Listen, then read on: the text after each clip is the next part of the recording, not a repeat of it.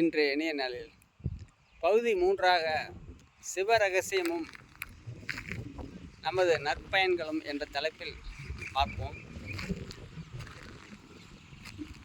அந்த படிப்பு, பதவி, அதிகாரம் இது போன்ற விஷயங்களை நாம் பெற்றிருந்தாலும் அதை தொடர்ந்து பயனுள்ளதாக நம் வாழ்க்கையில் மாற்றிக்கொள்வதற்கு ஒரு நுட்பத்தை புரிந்து கொள்ள வேண்டும்.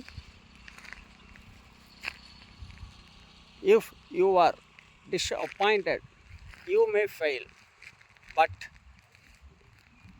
you are doomed if you don't try என்று சொல்வார்கள். தொடர்ந்து நாம் தோல்விகள் வந்தாலும் கூட தொடர்ந்து வாழ்க்கை முழுவதுமே முயற்சிகள் நல்ல விஷயங்களுக்காக செய்யாவிட்டால், டூம்டு என்ற வார்த்தைக்கு தமிழர்த்த இந்த இடத்தில் தீவினைகள் சூழ்ந்துவிடும் என்று பொருள்.